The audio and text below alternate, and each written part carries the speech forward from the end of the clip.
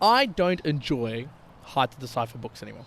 I totally agree with this. Do not enjoy them. Let's go back to 17-year-old, 16-year-old one.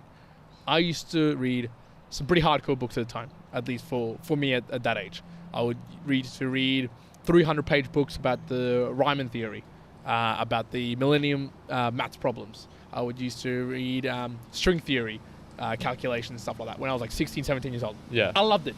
I don't know if it was because I was like half thought that I was brilliantly smart by reading this, but it was like that Dunning-Kruger effect where I was an idiot and just thought that I knew so much. So it's probably totally that. Definitely that. And then it got to a point where maybe I started reading a lot of fiction, then I didn't read for a long time, and now I started back reading. All right, sure.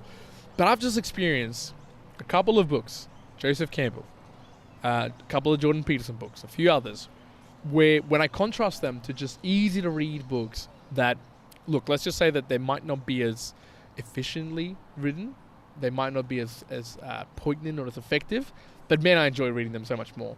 So whether it's Ross Edgley's current book that I'm reading about resilience, you could really see it in like Robert Louis Stevenson's Treasure Island. Like, man, you can really see it. Yeah, it's a nice the difference book, between that and some of the other books is just night and day in the ability of whoever wrote that to get across a story or a message, and just like how pleasant it is for one to do so.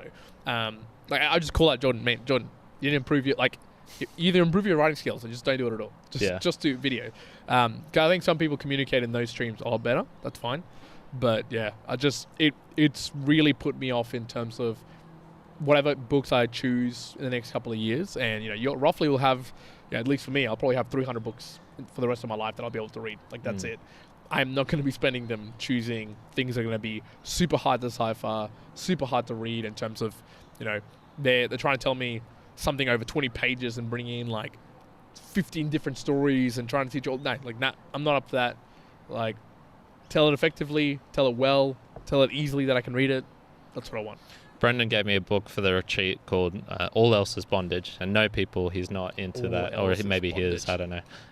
Brendan? But it's about the Zen as well, or I think it's Zen. I didn't fully read everything in the books. It's not a thick book either. It was maybe 70 pages, 80 pages. Okay. By this guy called Wei Wu Wei, or that's an pseudonym that he had, and it was actually just like I think it was like an English professor somewhere, or it was a very define, like, think of the most ivory tower intellectual you can imagine. This is how this dude was writing. So intentionally obscure. God.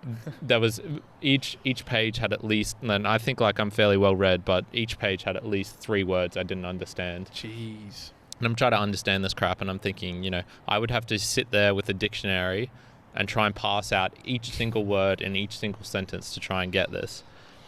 And that's nasty. I hate that. Brendan sort of likes it, I think, because it gets a little bit towards the essence of Zen, which is like paradox and pointing out things in like a weird way, almost like it's.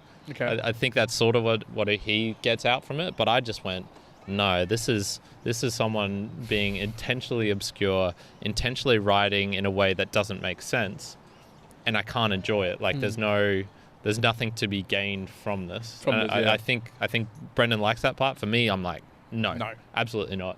If you, use. It's okay to use like a unusual word or something like. Use the word when it has the reason to be used. Yeah, look, I would definitely use an unusual word somewhere, but then I would maybe deconstruct it to why that word is a really good word to use, instead of gratitude. Use like some one that expresses more feeling or sentiment in a certain different tinge or whatever. Yeah, and like, I mean, even down to the point of, if you want to say a plethora of things, that's fine.